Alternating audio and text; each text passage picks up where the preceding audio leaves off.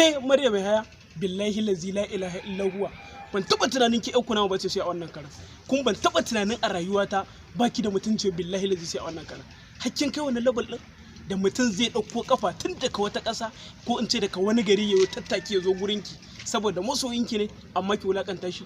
Bawan Allah ne yazo studio a Dogonja yayi waka kwanansa 2 yana jiran ki maryam yahaya dinga bi ana neman ki sai ka ci wata kuɗi kina wulakanta mutum. Billahi lazi la ilaha illa huwa ki canza rayuwarki in ba haka ba billahi lazi la ilaha illa huwa Allah fa ta yace wala qad karamna bani adam ki hakina da lawal da zaki zo ki wulakanta dan adam yaushe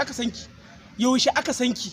wace ce ke har zaki zo kina wani wulakanta mutane har sarki Ali Nuhu ne zai dau waya ya kira ki akan ki zo ga masoyinki ya zo garin ne yana son ya magana da ke je miki waka amma saboda kin rena mutane wayo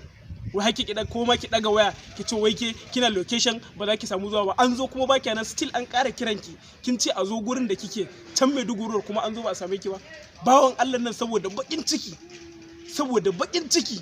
billahi la ilaha illa huwa ya hada ruwan batir da fetur bawon Allah ne shana kokarin kai kansa. Wannan wace irin rayuwa ce ba ki tunanin cewa ke zaki tsinci kanki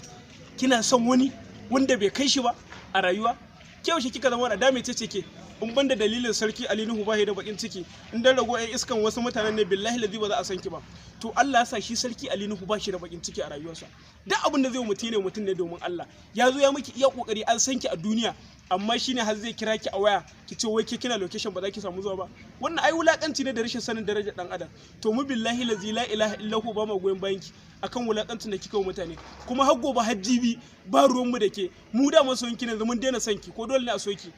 da an san da ke ne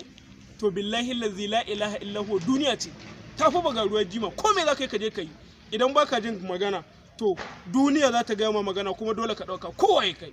an gaya miki ɗaukaka hauka ce ba Allah ne baki matsayin da ke kai ba to billahi lazi a kowane irin lokaci Allah zai iya kawo da ke ya ɗora kuma wanda baki taɓa tunanin zai kai wannan level ɗin a rayuwa ba to billahi lazi la ilaha illa huwa ki gyara kwallaki ki zama mai girman mutane domin ko Allah ne ke barawa ba mutum ba yawwa iya shawarar zamu baki kenan kun baki ji ba jiki magayi ba abun da ya shafe mu.